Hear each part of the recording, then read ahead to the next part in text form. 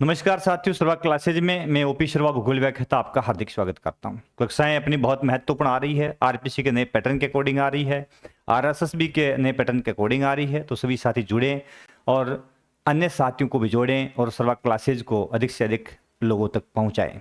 ठीक है, तो आज अपना टॉपिक जो चल रहा है भू आकृतियाँ, उस टॉपिक के अंदर हम देखने वाले हैं पवन द्वारा निर्मित प्रमुख स्थल रूप कौन कौन से हैं। तो दो टाइप के स्थल रूप पवन बनाती है। मुख्य रूप से एक स्थल रूप बनता है, पार्ट फर्स्ट आज अपन देख रहे हैं। तो एक स्थल रूप बनता है वो होता है अपना अपदन से बनने वाले स्थल रूप, और दूसरा जो स्थल रूप बनता है वो बनता है निक्षेपण से बनने वाले स्थल रूप। तो प्रमुख स्थल रूप कौन कौन से बनते हैं, अपदन से कौन सा बनता है और निक्षेपण से कौन सा बनता है, विस्तार से अपन देखने वाले हैं। तो प्रारंभ करते हैं आज की क्लास को इन्हीं शब्दों के साथ में कि मिटा दे अपनी हस्ती को, मिटा दे अपनी हस्ती को, अगर कुछ मर्तबा चाहिए। मिटा दे अपनी हस्ती को अगर कुछ मर्तबा चाहिए, कि दाना खाक में मिलकर ही, कि दाना खाक में मिलकर ही गुल ए गुलजार होता है, कि दाना खाक में मिलकर ही गुल ए गुलजार होता है। तो यदि जिंदगी में सफल होना है, सक्सेस होना है, तो भरपूर मेहनत करने की आवश्यकता है। किसी शायर ने ये ठीक ही कहा है और उसी के बेस पे अपन चलेंगे तो मेहनत करके ही हम आगे बढ़ पाएंगे। तो देखते हैं क्या है अपना पवन द्वारा निर्मित प्रमुख स्थलाकृतियां है कौन कौन सी, क्या उनकी विशेषताएं हैं, किन क्रियाओं के तहत पवन जो है प्रमुख स्थलाकृतियां बनाती है, आदि आदि बिंदुओं पर चर्चा करते हैं। पवन द्वारा निर्मित स्थलाकृतियां यही अपन देख रहे हैं। तो स्थलाकृतियों में सबसे पहले एक शब्द आता है यहाँ पे जिसका नाम है विघटन। एक शब्द आता है विघटन। अब विघटन क्या है, तो विघटन की यदि बात करें तो जो भी सेलें भौतिक रूप से टूटती है, मेरे सामान्य शब्दों में यदि कहें तो जो भी सेल जो है यदि भौतिक और यांत्रिक रूप से टूटती है, जिसमें कोई रासायनिक चेंजेस नहीं आते हैं, वो प्रक्रिया विघटन कहलाती है। क्या लिखा है इसमें देखो, पृथ्वी की भूप्रपट्टी के सेलों पर क्रियाशील विभिन्न भौतिक और रासायनिक शक्तियों के फलस्वरूप सेलों का विखंडन होता है। भाई विखंडन भौतिक से होता है और रासायनिक से भी होता है। वह सेल बड़े व छोटे खंडों में टूट जाता है, लेकिन भौतिक शक्तियों द्वारा होने वाले परिवर्तन से सेलों के संगठन में होने वाला बदलाव, यानी सेलों का संगठन नहीं बदलता, क्योंकि रासायनिक जो चेंजेस आते हैं उससे सेल का संगठन ही बदल जाता है, स्वरूप भी बदल जाता है, उसका प्रारूप ही चेंज हो जाता है। लेकिन भौतिक शक्तियों से होने वाला जो परिवर्तन है उससे सेल का संगठन नहीं बदलता, बल्कि उसका आकार बदलता है, उसकी शेप बदलती है, वो अनेक पार्टों में सेल टूट जाती है ना। तो संगठन नहीं बदलता। यह प्रक्रम जो भौतिक और यांत्रिक रूप से सेल के साथ में घटित होता है, जिससे सेलें टूटती है साथियों, उसको अपन विघटन कहते हैं। तो बेसिक शब्दों में यदि अपन कहें तो सेलें भौतिक और यांत्रिक रूप से जब टूटती है, हालांकि यह भौतिक आपक्ष है, लेकिन इसी को ही अपन विघटन कहते हैं। क्या कहते हैं? विघटन कहते हैं। विघटन का मतलब सेल का भौतिक और यांत्रिक प्रक्रिया के द्वारा टूट जाना। ठीक है ना, बेसिक सा शब्द है। लेकिन जब यदि उसके रासायनिक चेंजेस हो जाए तो एक नया शब्द यहाँ पे है अपघटन। विघटन के साथ में नया शब्द है डिकम्पोजिशन लिखा है यहाँ पे, तो अपघटन। तो अपघटन में क्या होता है, रासायनिक और जीवाणविक प्रक्रियाओं के फलस्वरूप, यहां रासायनिक ले लिए अपन ने, रासायनिक और जीवाणविक प्रक्रियाओं के फलस्वरूप होने वाले परिवर्तन में सेलों का संगठन ही परिवर्तित हो जाता है ना। तो उसको प्रक्रम को अपन क्या बोलते हैं? अपघटन बोलते हैं। क्या बोलते हैं? अपघटन बोलते हैं।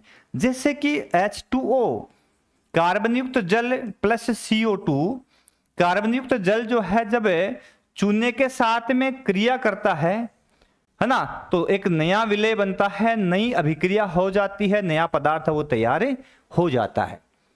हमने देखता है तो चेंज हो जाता है। जैसे H2O plus SO2 sulphur dioxide के साथ यदि इसकी अभिक्रिया होती है तो बराबर बनता है H2SO4, सल्फर डाइऑक्साइड बन जाता है। तो कहने का मतलब है इस अभिक्रिया में जो पदार्थ है उसका संगठन ही चेंज हो जाता है। भाई ये एक अम्ल बनता है, एसिड बनता है, जो चेंज हो गया पूरा का पूरा। तो अपन कह सकते हैं कि वह प्रक्रिया जिस रासायनिक प्रक्रिया के तहत या जीवाणविक प्रक्रिया के तहत, जैविक प्रक्रिया के तहत पदार्थ का यदि संगठन चेंज हो जाए तो उसको अपन किस में शामिल करेंगे? अपघटन में शामिल करेंगे। किस में करेंगे?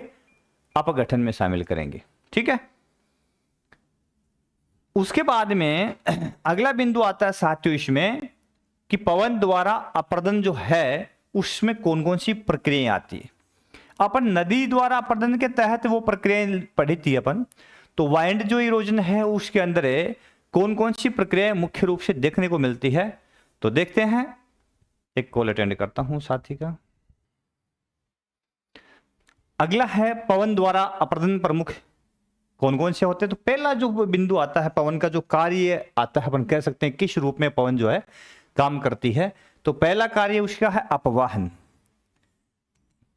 तो डिफ्लेशन मुख्य रूप से होता क्या है? तो डिफ्लेशन के अंतर्गत पवन हवा क्या करती है? अपने प्रेशर से धरातल की अपक्षित शेलों को, जो टूटी हुई शेलें हैं, जिनका चूर्ण है, जिनका मलबा है, उनको एक स्थान से उठा करके दूसरे स्थान पर प्रवाहित करके ले जाती है।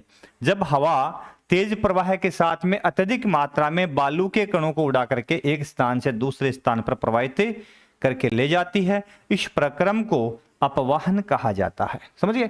तो वेग से, अपने वेग से हवा काफी तेज गति से प्रवाहित यदि होती है तो बालू कण के मोटे कण ले जाएगी। भाई इसमें यह नहीं है कि एक नदी की तरह लुढ़का करके गुरुत्व बल के सारे कोई बड़े कणों को ले जाए। इतना बड़ा तो होता नहीं, पत्थर के टुकड़े, चट्टानी अवशेष तो होते नहीं। इसमें बालू के कण मुख्य रूप से जाते हैं, रेत के कण है वो मुख्य रूप से एक स्थान से दूसरे स्थान पर हवा के वेग से लुढ़क करके आगे बढ़ते हैं। तो यह कहलाता है अपवाहन। ठीक है। अब दूसरा इसमें अब पवन का जो कार्य आता है वह है अपघर्षण। ये तो वही है जैसे नदी अपघर्षण करती थी ना, क्योंकि नदी में क्या था, नदी पवन, नदी प्रवाह के साथ में जो कंकड़ पत्थर चट्टानी अवशेष लुढ़क रहे थे वो खुद क्या कर रहे थे? एक औजार का काम कर रहे थे। वो नदी की तली को घिस करके, काट करके, प्रवाहित करके ले जा रहे थे। ठीक वैसे ही यहाँ पे जो पवन है, पवन में भी प्रवाहित साथ में जो मिट्टी और रेत के जो कण है वो भी वही काम करेंगे इसमें, है ना। जिससे सेल से टकराएंगे, उसके साथ रगड़ होगी, उसके साथ घर्षण होगा और उस सेल के को वो कमजोर करेंगे, उसके ऊपरी भाग को है वो घिस करके, तोड़ करके, मरोड़ करके एक स्थान से दूसरे स्थान पर ले जाएंगे। क्या कहलाएगा? अपघर्षण। जब वायु के साथ प्रवाहित बालू के कण सेल संस्त्र, ऐसे पर लिखेंगे इसमें, से टकराकर सेल सतह को घर्षित कर चिकनी व समतल कर देते हैं, तो यह प्रक्रिया क्या कहलाती है? अपघर्षण कहलाती है। क्या कहलाती है? अपघर्षण कहलाती है। ठीक है। और फिर आता है तीसरा शब्द शनिघर्षण। वो भी नदी में अपन ने पढ़ा है, लेकिन इसमें अपघर्षण के बाद लिखा है जब ऊपरी कठोर शेल संस्त्र के नीचे का कमजोर संस्त्र अपरित हो जाए तो उसे अद्योरदन कहा जाता है। एक नया शब्द है अद्योरदन। क्या है? तो अद्योरदन मुख्य रूप से कहलाता है कि ऊपरी जो सेल है उसका संस्त्र कमजोर होकर के अपरित हो जाता है ना। और कठोर सेल जो है वो बनी की बनी रहती है। भाई दो सेलें हैं तो कठोर सेल तो वैसी वैसी है, इसके पास में जो कमजोर सेल वो प्रवाहित होकर के उड़ करके चली गई, तो कठोर वैसी वैसी है, कमजोर यहां से बह गई। इसका मतलब यह प्रक्रिया क्या कहलाती है? अद्योरदन कहलाती है। उसके बाद में आता है शनिघर्षण। शनिघर्षण मैंने कहा था जो एट्रिशन होता है मुख्य रूप से इसमें होता क्या है कि जो कण होते हैं बालू रेत के है, चट्टानी जो अवशेष होते हैं, जो मिट्टी के कण मुख्य रूप से होते हैं, वो खुद आपस में हवा के साथ प्रवाहित होते हुए आपस में टकराते हैं। आपस में टकरा करके खुद ही वो टूटते रहते हैं, उनका खुद का घर्षण होता रहता है। तो इस प्रक्रिया को बोलते हैं शनिघर्षण। तो जब वायु द्वारा उखाड़ कर लाए गए सेल कण व बालू कण आपस में टकराकर छोटे हो जाते हैं तो इनकी आकृति गोल और चिकनी हो जाती है। तो इस प्रक्रिया को अपन क्या बोलते हैं? शनिघर्षण बोलते हैं। तो हवा के साथ प्रवाहित जो कण है वो खुद टकराकर आपस के अंदर यदि छोटे हो जाते हैं तो उसको अपन क्या बोलते हैं? शनिघर्षण बोलते हैं। तो अपवाहन, अपघर्षण और शनिघर्षण तीन काम हवा के हैं मुख्य रूप से। अपरदन के तहत वो करती है और धरातल के पदार्थों के साथ में अभिक्रिया करती है और उनको तोड़ती मरोड़ती है, ले जाती है, अपवाहित कर लेती है। अपवाहित जो कण होते हैं वो औजार का काम करते हैं। तीसरे वो कण है जो आपस में टकरा करके छोटे होते रहते हैं।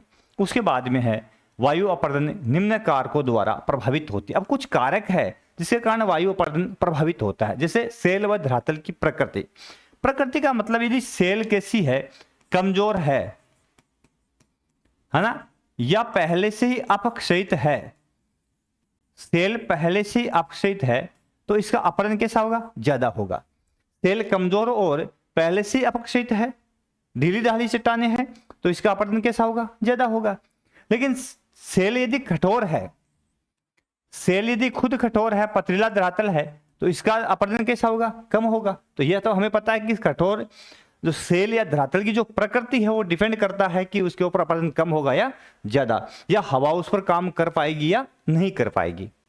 दूसरा आता है पवन का वेग। तो वेग भी बड़ा महत्वपूर्ण है, क्योंकि वेग क्या करता है, एक प्रकार से कहे तो ताकत का काम करता है। पवन का वेग जितना अधिक होगा, अधिक वेग अधिक अपरदन। पवन का यदि वेग अधिक है तो अधिक अपरदन,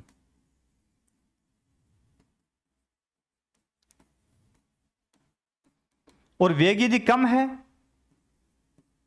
तो कम वेग है तो कम अपरदन। बात तो वही हो गई, क्योंकि ये जब अब वेग कम है तो उसके अंदर ताकत भी कम है, तो वो अपरदन भी कम ही करेगी। वेग ज्यादा है हवा के अंदर तो ज्यादा अपरदन करेगी, क्योंकि उसमें ताकत ज्यादा है। उसके बाद में आता है शुष्क जलवायु। अब इसमें क्या होता है, शुष्क जलवायु जो होती है वहां पे जो अपरदन का कार्य जो होता है मुख्य रूप से अपवन का काम होता है वो ज्यादा होता है ना। तो शुष्क और अर्ध शुष्क, शुष्क व अर्ध शुष्क जलवायु में अपरदन अधिक होता है। अपरदन अधिक होता है क्योंकि यहां जो है मिट्टी जो होती है थोड़ी सी खुली रहती है ना, और जो आर्द्र जलवायु होती है उसमें अपरदन कम होता है। यदि आर्द्र जलवायु की बात कर दे अपन, तो आर्द्र जलवायु में यह अपरदन कम होता है। क्यों? क्योंकि इसमें मिट्टी नम रहती है और संगठित रहती है मुख्य रूप से। तो आर्द्र जलवायु जो है उसमें अपरदन कैसा होता है? मंद होता है। लेकिन जो शुष्क और अर्ध शुष्क जलवायु प्रदेश होते हैं वहां पे हवा का अपरदन वो ज्यादा देखने को मिलता है, क्योंकि इसमें सेलें जो होती है वो खुली होती है, विदरित होती है, अपरदित हो ज्यादा अपरदन होने की प्रक्रिया ज्यादा रहती है, और उनमें संगठित चट्टानें कम पाई जाती है। ये कारण है। उसके बाद में है वायु अपरदन से बनने वाले प्रमुख स्थलूप कौन कौन से? हवा कटाव करके एक स्थान से दूसरे स्थान पर के प्रवाह करके धरातल को काट कर खरोंच करके प्रवाहित करके किस तरह के शिला रूप बनाती है वो बारी बारी से अपन देखते हैं। तो वायु अपरदन के द्वारा निर्मित प्रमुख स्थलूप कौन कौन से हैं? तो पहला स्थलूप आता है वायु घृष्टाश्म। वायु घृष्टाश्म में मुख्य रूप से क्या है, तो ये वेंटिफेक्स होता है। वेंटिफेक्स कहते हैं इसको वैसे। तो ये होता क्या है कि वायु के लगातार एक ही दिशा में प्रवाहित होने से सेल खंडों पर वक्राकार समतल फलकों का निर्माण हो जाता है। वायु की दिशा परिवर्तन से दूसरे फलक का निर्माण होता है। ये एक दूसरे से निश्चित कोण पर मिलकर के तीक्ष्ण किनारे बना लेते हैं और ये फलक वायु घृष्टाश्म कहलाते हैं। तो इस प्रकार के जो फलक बनते हैं, अब लगातार एक ही दिशा से यदि हवा चल रही थी तो हवा चलने से जो धरातल था वो कैसे हो गए, उसके ऊपर वक्राकार फलक तैयार हो गए। ठीक है ना, इस प्रकार के फलक तैयार हो गए, इस प्रकार के, है ना। इस तरह की संरचना सेल संरचना बन गई, वक्राकार फलक तैयार हो गए, क्योंकि कटाव प्राय प्राय हुआ और प्राय प्राय कटाव होने से जो सेलें हैं वो राउंड वक्राकार रूप में कट गई, और ये एक दूसरे से जब हवा बदली दूसरी साइड से कटे और हवा बदली तीसरी साइड से कट गई, तो इस प्रकार से चारों से करते करते जो वक्राकार सेल संरचना बनी, जिसको अपन ने क्या कहा, वायु घृष्टाश्म कहा। पहली संरचना नहीं सुनी होगी आपने, मैंने कहा ना कि अपन वो पढ़ेंगे, काफी डीपली शब्द लेंगे। जो आरपीसी नए पैटर्न पे एग्जाम ले रही है तो बहुत ही ऐसी संरचनाएं ला रही है जो हमें पता ही नहीं होता वास्तव में। तो अपन कोशिश करेंगे कि काफी विस्तार से इसको अपन पढ़ेंगे। दूसरी संरचना बनती है छत्रक या पिट्ठी का सेल, मशरूम कहते हैं। अब मशरूम में तो आपने देखा ही होगा कि मशरूम जो होता है कुछ इस प्रकार का सा होता है, इस प्रकार का, इस प्रकार की संरचना बनती है। तो इसमें जो हवा है इधर से चलती है तो यहां से उड़ा के ले गई, इधर से आती है तो यहां से उड़ा के ले गई, दोनों ओर से हवा चलती है। और इसकी जो कठोर शेल है वो थोड़ी ऊपर आ जाती है, और उसके नीचे की जो शेल थी वो थोड़ी कमजोर थी, तो उसको चारों ओर से घूमती हुई हवा है काट करके उसको संकड़ा कर दिया बीच में से, और ऊपरी भाग जो है थोड़ा सा चौड़े शेप में रह गया, बड़े आकार में रह गया, है ना। तो इस तरह की जो संरचना बनती है उसको अपन बोलते हैं छत्रकशिला या पिट्ठी का सेल, है ना। और जब इसका ऊपरी शेप यदि समतल हो जाता है तब इसको टेबल भी कहा जाता है ना। टेबल भी कहते हैं इसको, जब इसकी ऊपरी भाग यदि इसका समतल हो जाता है तब इसको टेबल भी, यानी अपरदन होते होते ये इस प्रकार से यदि ऊपर भाग है इसका समतल हो जाए तब इसको टेबलनुमा संरचना बन जाती है, तो इसको अपन टेबल भी कह देते हैं। जब लगातार वायु विभिन्न दिशाओं से प्रवाह के कारण अपरदन होता है, मैंने कहा विभिन्न दिशाओं से, इधर से आ रही है, इधर से आ रही है, उधर से आ रही है, तो चारों ओर से कटाव करती है सेल के ऊपर, तो इस तरह की शेप बनाती है। जब कठोर सेल के नीचे मुलायम सेल होती है तो वायु कठोर सेल को कम और मुलायम सेल को अधिक काट देती है। इस प्रकार निर्मित सेल जो है उसको छत्रकशिला या पिट्ठिका सेल जो है कहते हैं। तो मैंने डायग्राम बता दिया, कुछ इस प्रकार की संरचना इसकी बनती है ना, कि इस प्रकार की संरचना आपको इसमें नजर आती है, इस प्रकार की संरचना है वो नजर आती है। अब हवा जो थी, ये जो कठोर सेल है उसके नीचे यहां वाली ये मुलायम सेल थी, तो ये सेल मुलायम थी, ये कठोर थी। अब जैसे ही हवा जो है, हवा चारों ओर से घूम करके हवा ने क्या किया, इधर से हवा चली, यहां से चली, है ना, इधर से चली, इधर से चली, चारों ओर हवा चली, तो इसके जो नीचे की मुलायम सेल थी उसको ज्यादा काट दिया, ऊपरी सेल थी वो वैसी वैसी बनी रह गई। तो इस प्रकार की जो संरचना बनती है उसको अपन बोलते हैं छत्रकशिला।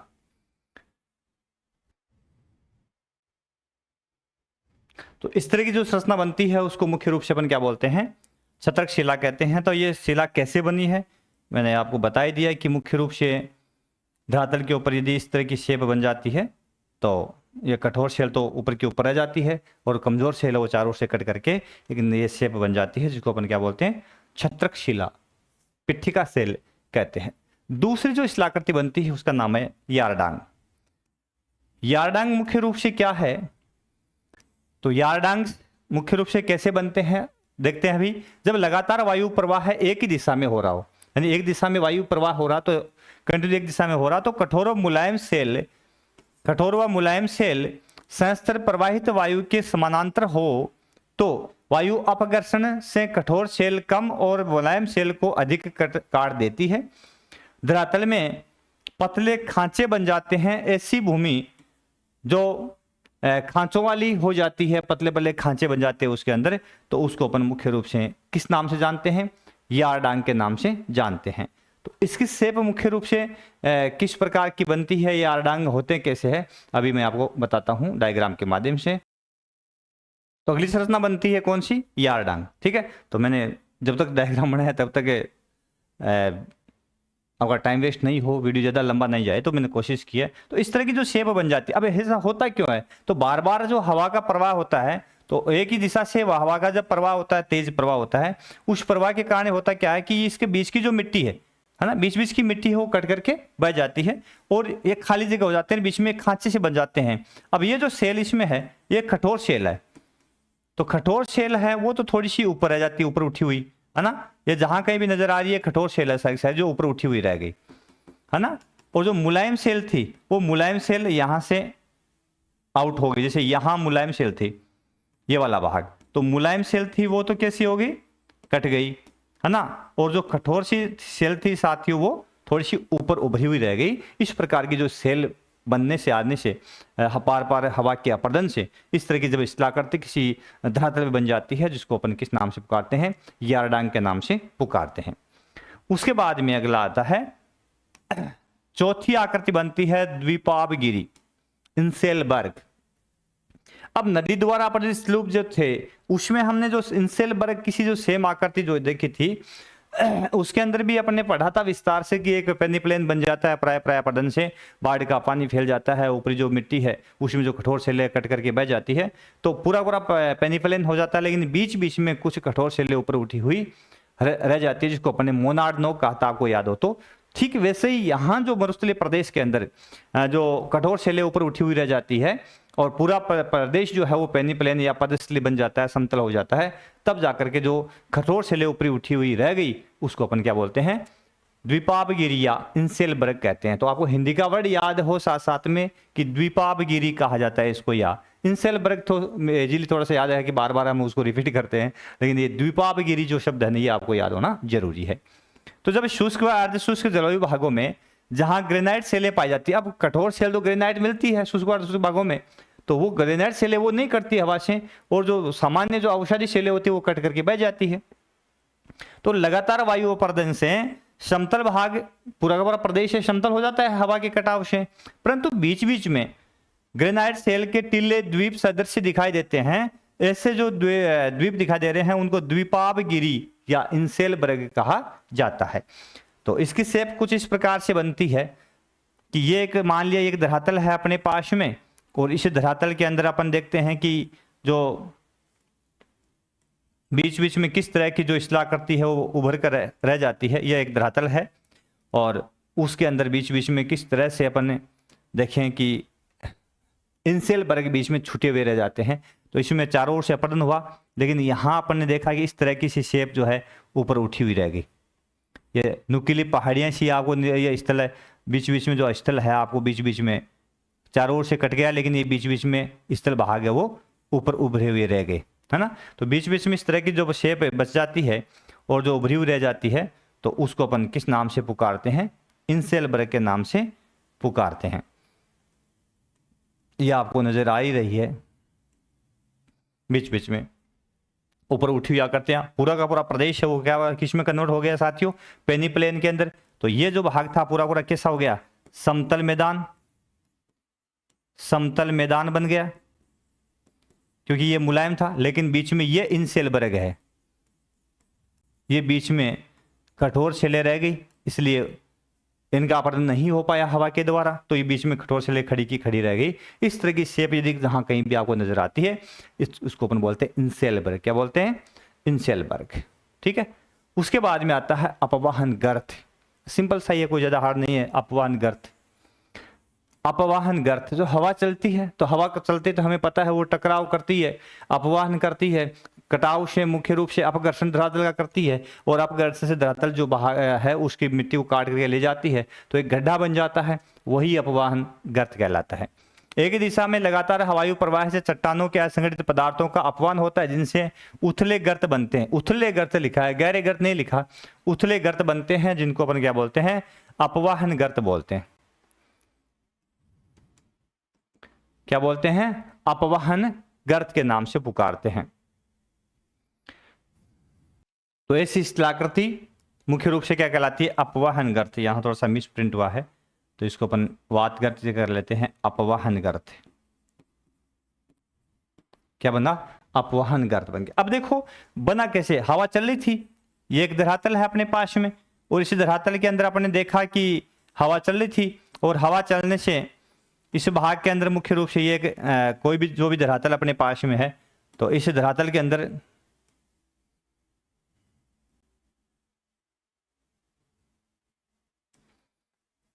ये धरातल है, मुख्य रूप से इसको ब्राउन कर देते हैं, धरातल को ब्राउन करते हैं ना। इसके अंदर मुख्य रूप से हवा प्रॉपर चल रही थी, और एक ही दिशा से पवन का प्रवाह हो रहा था, है ना, पवन दिशा। तो ये पवन दिशा से एक ही जगह प्रवाह हो रहा था। अब बीच बीच इस धरातल में होता क्या है? कुछ गड्ढे बन जाते हैं। क्या बन जाते हैं? कुछ गड्ढे बन जाते हैं, और वो गड्ढे जो है, वो गड्ढे मुख्य रूप से जैसे हवा प्रॉपर चलने से इस प्रकार के गड्ढे, उथले गड्ढे बन जाते हैं। अब यहाँ जो मिट्टी थी वो उड़ करके कहाँ चली गई? साइड में चली गई। ये गड्ढा एक प्रकार से आपको नजर आ रहा है, उथला गर्त बन गया ना। इस तरीके से गड्ढे बन जाते हैं बीच बीच में, जिसमें से मिट्टी उड़ करके चली जाती है। तो इस तरह के जो गर्त बनते हैं, ये गर्त मुख्य रूप से क्या कहलाते हैं? अपवाहन गर्त कहलाते हैं। ठीक है ना। तो ये इस तरह की गड्ढों की शेप बनती है, जो अपवाहन गर्त के रूप में आपको नजर आती है। यदि इन गड्ढों को मैं इस कलर से दर्शा दूं, तो ये देखो, ये गर्त आपके समक्ष है। तो ये अपवाहन गर्त है बीच बीच में, क्योंकि ये हवा के टकराव से गड्ढे हो गए, और पूरा भाग जो है थोड़ा सा समतल सा है। तो इस तरह के जो गर्त है वो अपवाहन गर्त कहलाए। दूसरा आता है वात गर्त। अपवाहन गर्त के साथ में दूसरा पद जो आता है वो कौन सा आता है? वात गर्त। अब वात गर्त किसे कहते हैं? ब्लॉट्स जो होते हैं मुख्य रूप से किस प्रकार से बनते हैं? तो अपवाहन प्रक्रिया से चट्टानी धरातल पर छोटे गड्ढे और गुहिकाएं बनती है। भाई सामान्य धरातल जो होता है, कमजोर धरातल होता है, कमजोर उसमें तो होते ही होती है, लेकिन चट्टानी धरातल पर भी स्लूप बन जाते हैं बार बार हवा की रगड़ से, क्योंकि वो कहते हैं कि प्रॉपर यदि हवा प्रहार करती है तो कठोर धरातल भी कहीं ना कहीं थोड़ा कट जाता है, लेकिन कटता तो है ना। करत करता अभ्यास के जड़ मत होते सुजान रस रही आवत जात थे शिल पर प्रत निशान। तो प्रॉपर यदि हवा का प्रेशर लगता है, बार बार उसकी आकर्षण रगड़ होती है हवा की, तो इस वजह से जो कठोर धरातल है उसमें कहीं ना कहीं चेंजेज आते हैं। तो तीव्र वेग के पवन के साथ उड़ने वाले जो धूल कण है वो मैंने कहा ऊर्जा का काम करते हैं, अपघर्षण करते हैं। वो अपघर्षण से चट्टानी तल जो है उसके ऊपर भी उथले गर्त बना देते हैं। तो सामान्य धरातल पर जो उथले गर्त बनते हैं वो तो कहलाते हैं अपवहन गर्त, और जो चट्टानी जो धरातल है इस तल पर जो गर्त बनते हैं वो कहलाते हैं वात गर्त। दोनों में फर्क क्या है? वो सामान्य धरातल और ये कैसा है? चट्टानी धरातल। तो चट्टानी धरातल पर जो गर्त उथले गर्त बनते हैं वात गर्त, और सामान्य जो धरातल था उस पर जो गर्त बनते हैं वो अपवहन गर्त कहलाते हैं। ठीक है। उसके बाद में आता है पेडिमेंट या पदस्थली, एक आएगा पदस्थली। पेडिमेंट क्या होता है? अब पेडिमेंट और पदस्थली दो शब्द आते हैं, अभी मैं इसको डिफाइन करता हूं कि मरुस्थलों में पर्वत पाद यानी पर्वत की तलहटी, जहां से पर्वत शुरू होता है वह वाला भाग पर्वत की तलहटी पर मलबे रहित या मलबे सहित मंद ढाल वाले चट्टानी तल क्या कहलाते हैं? पेडिमेंट कहलाते हैं। मलबे रहित या मलबे सहित, पर मरुस्थलों में पर्वत पाद पर मलबे सहित या मलबे रहित चट्टानी तल जो है वो क्या कहलाते हैं? पेडिमेंट कहलाते हैं। ठीक है।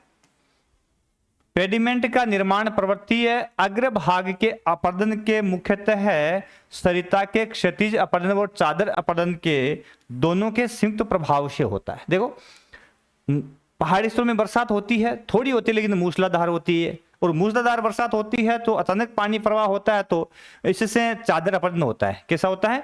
चादर अपरदन होता है।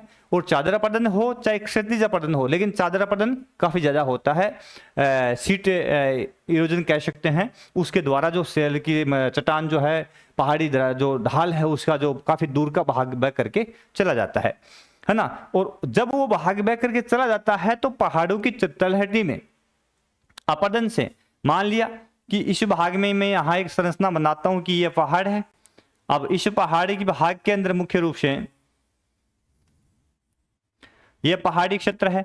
इस पहाड़ी भाग में मुख्य रूप से जब पानी का प्रवाह हुआ यहाँ से, तो यहाँ से प्रवाह हुआ, बरसात हुई, और बरसात हुई, बादल आए, और बादलों के कारण, बरसात के कारण यहाँ से जैसे बरसात हुई तो पहाड़ का ये वाला भाग बह करके चला गया। अब यह पर्वत पाद है ये वाली जगह, तो इस भाग में जब मिट्टी का निक्षेप हो गया, किस भाग में? यहाँ मिट्टी का निक्षेप हो गया। ये जो तल है ये चाहे मिट्टी निक्षेपित हो चाहे विदाउट निक्षेपित हो, ये वाला जो भाग है इसको अपन किस नाम से पुकारते हैं मरुस्थलों में?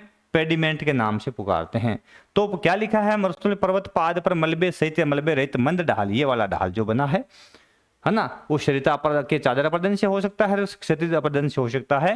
ये वाला भाग जो है वो क्या कहलाता है? मुख्य रूप से पेडिमेंट कहलाता है। ठीक है, याद रख सकते हैं इसको।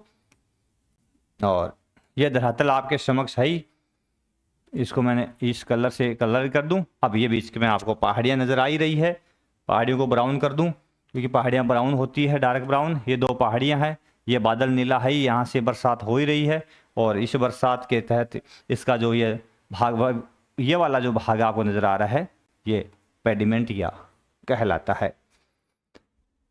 दूसरा आता है पदस्थली या पेडी प्लेन। दो शब्द आए हैं, पेडी प्लेन है ना, और एक पेडिमेंट। ठीक है, तो पदस्थली या पेडी प्लेन, पदस्थली और पेडी प्लेन तो एक ही है, और पेडिमेंट अलग चीज है। तो पेडिमेंट के लिए तो मैंने आपको बता ही दिया कि पेडिमेंट जो है वो अलग चीज है, पदस्थली और पेडी प्लेन दोनों एक चीज है। तो पेडी प्लेन क्या था? प्लेन का मतलब तो हो गया समतल, है ना। तो ये कहां पे है वही देखिए आप, चट्टानी मरुस्थलों में लगातार अपरदन से पेडिमेंट आगे बढ़ते हैं और पर्वत घिसते हुए पीछे हटते हैं। धीरे धीरे संपूर्ण क्षेत्र अपरदन से समतल हो जाता है, बीच बीच में कुछ अवरोधित चट्टानें अवशेष के रूप में बच जाती है, और इन अवरोधित चट्टानों को मुख्य रूप से किस नाम से पुकारते हैं? इंसेलबर्ग के नाम से पुकारते हैं। ये क्या हुआ?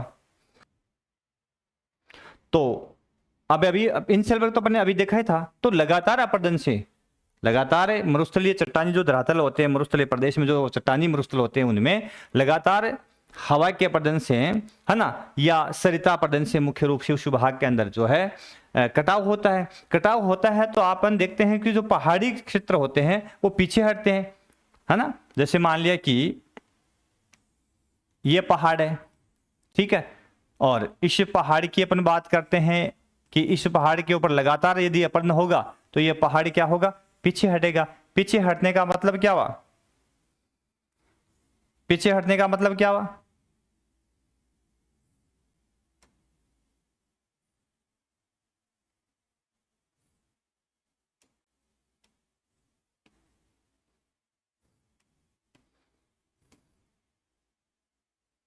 क्या हो गया यार, क्यों परेशान करता है। ठीक है, पीछे हटने, ये पहाड़ी क्षेत्र है आपके समक्ष। इन पहाड़ों के द्वारा लगातार यहाँ पे अपरदन होता है।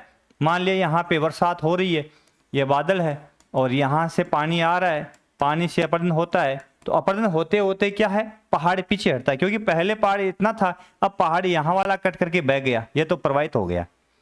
ठीक है, फिर ये और पीछे हट गया, यहां से और प्रवाहित हो गया। स्टेप बाय स्टेप हम कहते हैं, तो जब अपरदन होता रहता है तो इसका अग्र भाग है वो कट करके बह जाता है और पर्वत पीछे हटते चले जाते हैं। यूं होते होते कालांतर में जो धरातल है ना, उसमें बीच बीच में इस भाग में जो पहले ए धरातल ऐसा था, अब बी धरातल बन जाता है। और बी कैसा बन जाता है, बी बन जाता है कि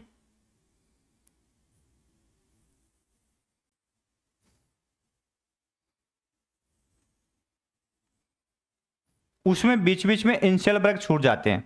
क्या छूट जाते हैं, इंसेलबर्ग।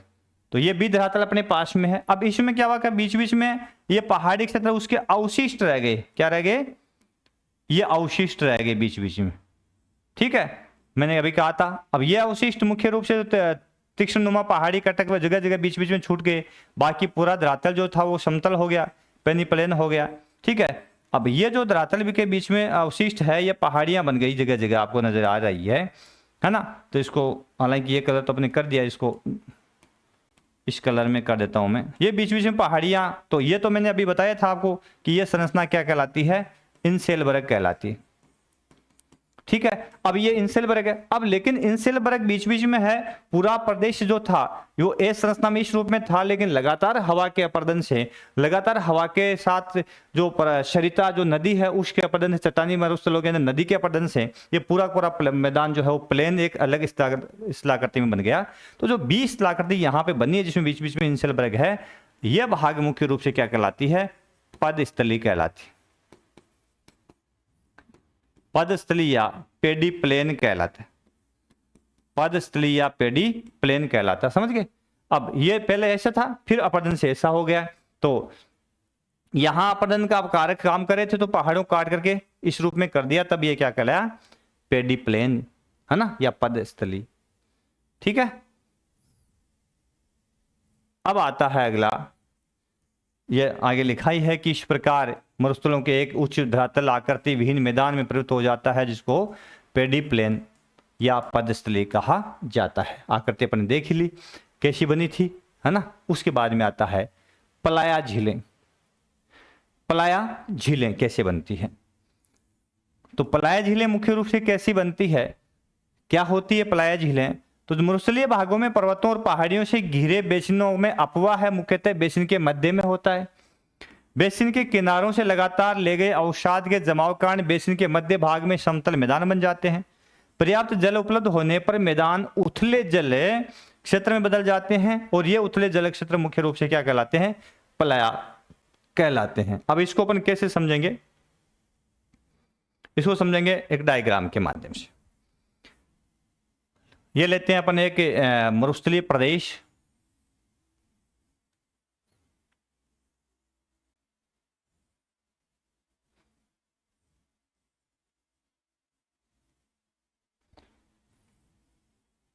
ये एक मरुस्थलीय प्रदेश लिया अपन ने। इस प्रदेश के अंदर अपन ने, ये पूरा पूरा मरुस्थलीय प्रदेश था, और इसके अंदर अपन ने देखा कि चट्टानी मरुस्थल धरातल है, कठोर धरातल वाला मरुस्थलीय प्रदेश है। तो इसमें यहां एक पहाड़ी अपन ने बना दी, यहां एक पहाड़ी बना दी। ठीक है, ये पहाड़ी धरातल है पूरा पूरा।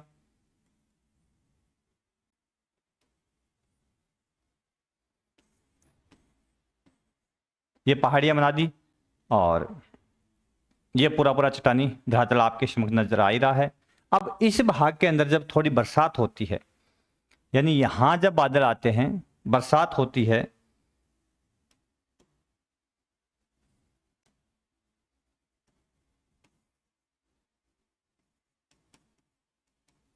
तो आपको पता है कि यहां बरसात होगी तो पानी कहां जाएगा बताओ? इन पहाड़ों से पानी जब अपरत होगा तो जाएगा कहां पे? उन्हीं भागों में जाएगा जहां ढाल होगा, है ना। अब इन पहाड़ी क्षेत्रों के अंदर अब यहां से बरसात होगी तो मुख्य रूप से पानी किधर बह के जाएगा? निम्न भाग की ओर, ठीक है। तो अब पानी किस ओर चलेगा? इस ओर चलेगा। ये पानी यहां से बह करके इस ओर आएगा। अब ये जो निम्न भूमि इसको मिली है पानी को, यहां पानी इकट्ठा हो जाएगा, समझ गए? पानी इकट्ठा हो जाएगा। अब ये एक चट्टानी धरातल के अंदर मुख्य रूप से क्या बन गई? एक हमारे सामने झील बन गई। क्या बन गई? एक झील बन गई। इस तरह की जो रेगिस्तानों में झीलें बनती है साथियों, उस झील को मुख्य रूप से किस नाम से पुकारते हैं? पलाया झीलें कहते हैं, पलाया झील, ठीक है। ये पलाया झील कहलाती है। अब जो अपन ने देखा था पदस्थली और पेडिमेंट, है ना, और एक पेडिप्लेन या पदस्थली और एक पेडिमेंट देखा था।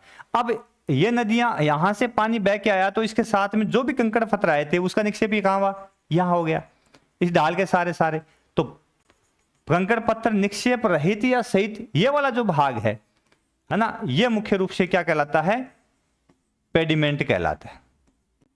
ये वाला जो भाग है पहाड़ियों की ढलान वाला, ये पेडिमेंट कहलाता है। अब ये झील कभी कभार भाई मरुस्थलीय है, कितना पानी आया होगा, तो जो पानी आया था वो धीरे धीरे सूख गया। अब चारों ओर से पहाड़ों से आकर की मिट्टी इसमें इकट्ठा हुई थी, वो मिट्टी कैसी है? खारी है। पानी तो ये मीठा है लेकिन यहाँ की चट्टानी कैसी है? खारी है ना। तो चारों ओर से पानी, नमकीन पानी यहाँ इकट्ठा होकर के, क्योंकि चट्टान के जल, प्रवाहित जल के साथ में चट्टानी लवण घुल कर तो आते ही आते हैं, तो उसके लवण घुलने से ये मिट्टी जो है, इसमें जो गाद है वो कैसी है? नमकीन है ना। तो इसके सूखने से यहाँ पे जो भूमि तैयार होती है, तो सूखने के बाद ये झील सूखती है, सूखने के बाद यहां जो भाग तैयार होता है, ये जो जगह तैयार होती है उसको बोलते हैं कल्लर भूमि, है ना। कैसी भूमि? कल्लर भूमि कहा जाता है, समझ गए? इसको क्या कहेंगे? कल्लर भूमि। ये सूखने के बाद, मैंने लिखा है सूखने के बाद, ये झील जब सूखती है पलाया, तो शेष भाग जो बाद में जो बनता है, वो स्थलाकृति बनती है, उसको कल्लर भूमि के नाम से पुकारा जाता है, ठीक है। उसके बाद में आता है ये कल्लर भूमि 10वीं आकृति। तो कैसे बनती है? अकाली जो फ्लैट से कैसे बनते? पलाया झील अक्सर लवणों से समृद्ध निक्षेप होते हैं। ऐसे पलाया मैदान जो लवणों से भर जाते हैं और पानी सूखने के बाद में ये जो मैदान बनता है, लवण युक्त मैदान बनता है, उसको कल्लर भूमि के नाम से अपन पुकारते हैं, ठीक है। और उसके बाद में आता है कुछ भाग और है इसके अंदर, अपने नदी, पवन या मरुस्थलीय प्रदेश की अन्य स्थलाकृतियां और भी है। एक आता है जुज्जैन। तो ये थी प्रमुख स्थलाकृतियां। जैसी भूमि मैंने कहा कि विभिन्न पहाड़ियों के बीच में जो पलाया झील है, उसके सूखने के बाद में जो संरचना बनती है, मुख्य रूप से इसको अपन कल्लर भूमि कहते हैं। अब और भी कुछ स्थलाकृतियां अपने यहाँ पे है जो इस प्रदेश में मुख्य रूप से पाई जाती है, जिनकी विस्तार से चर्चा अगले क्लास में करेंगे। तब तक के लिए लेते हैं विदा आपसे, फिर मिलेंगे अगले क्लास में विस्तार के साथ में, क्योंकि उसकी शेष जो पवन द्वारा प्रदेश स्लूप है, जिसमें अपन जुज्जैन की बात या जुग्गैन की बात भी करेंगे। इसके अलावा अपन भूस्तंभ की बात भी विस्तार से करेंगे। अपन इसके अलावा अपन जालक खिड़की या पुल की बात भी अपन विस्तार से करेंगे। और उसके अलावा इसके निक्षेपण जो स्तूप है, जैसे कि इसमें अपने अर्धचंद्राकार बालू का स्तूप है, पैराबोलिक बालू का स्तूप है, अनुप्रस्थ बालू का स्तूप है, अनुदैर्ध्य बालू का स्तूप है, सीप है ना। इन सभी की बारी बारी से विस्तार से अपन चर्चा करेंगे। तो देखते रहिए सर्वा क्लासेज। मिलते हैं अगले क्लास में, तब तक के लिए नमस्कार, जय हिंद, जय भारत। कैसी लगी क्लास आपको? क्लास को शेयर अवश्य करें साथियों। धन्यवाद। आशा करता हूं कि क्लास आपको पसंद आएगी और क्लास को अधिक से अधिक साथियों तक आप पहुंचाएंगे, क्लास को शेयर भी करेंगे।